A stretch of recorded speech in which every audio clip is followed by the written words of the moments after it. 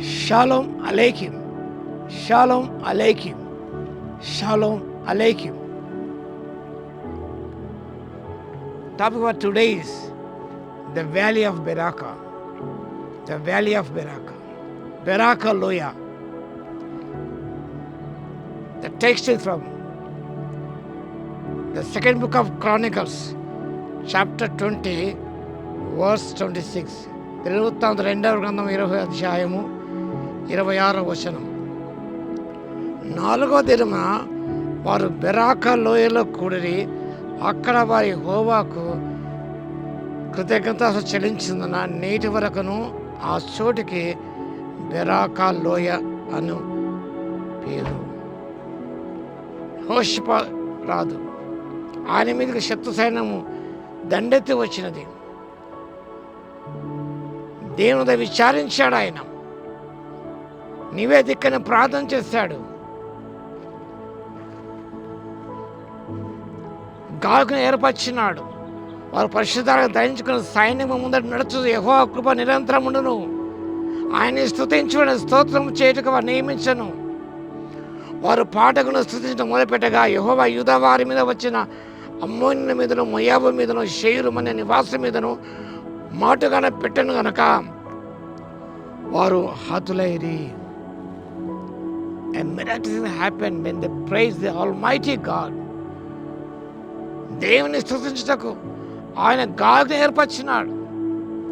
వారు దేవుని ఆరాధిస్తుండగా స్తుతిస్తుండగా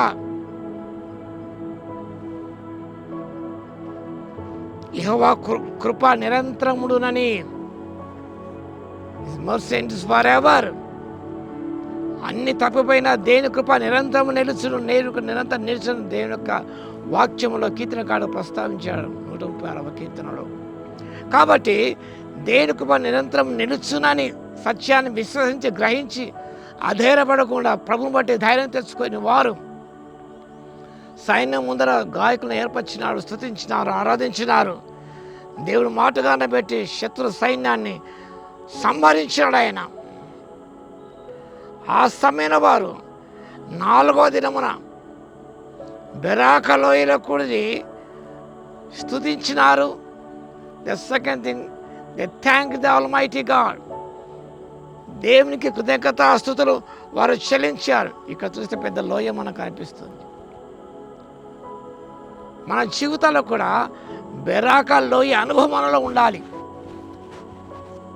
బెరాకా లోయలో మనం ఉన్నప్పుడు, కష్టాల్లో మనం ఉన్నప్పుడు, వ్యాధిగ్రస్తమై ఉన్నప్పుడు, ఇరుకులో మనం ఇబ్బందులో మనం ఉన్నప్పుడు, the first thing you have to do is to praise the almighty God.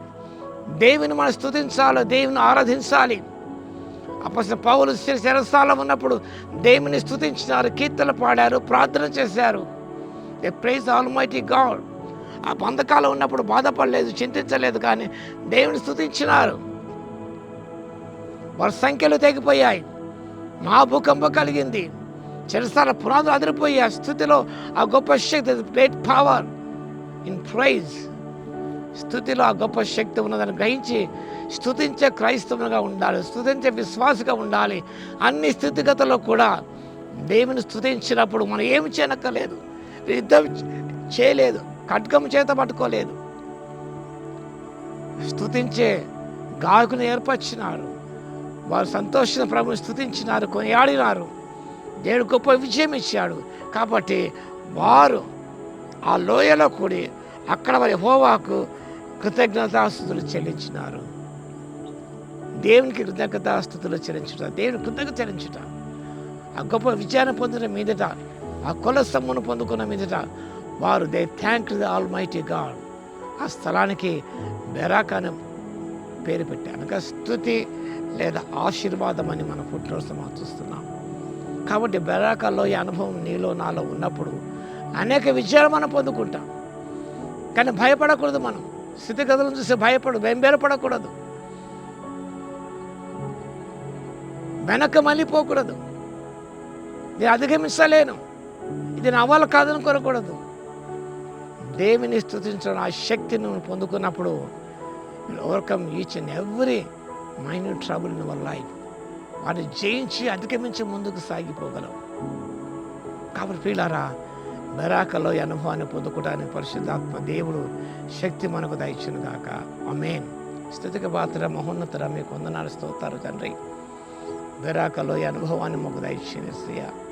స్తుతించే విశ్వాసిగా ఉండటానికి మీ శక్తి మాకు దయచేయండి. స్తుతించి అనేక విజయాలు అన్నిటి మీద విజయం పొందుకోవడానికి ఆత్మశక్తి ఇవ్వగలందుకు మీ స్తుతి స్తోత్రాలు చెల్లిస్తూ, వాక్యం వింటున్న బిడ్డను దర్శించి మీ లోతైన ఆత్మీయ కార్యాలను జరిగించి ధైర్యపరిచి స్థిరపరిచి ముందుకు నడిపించమని యేసుక్రీస్తు పరిశుద్ధ నామములో ప్రార్థించి వేడుకొస్తున్నాము తండ్రి.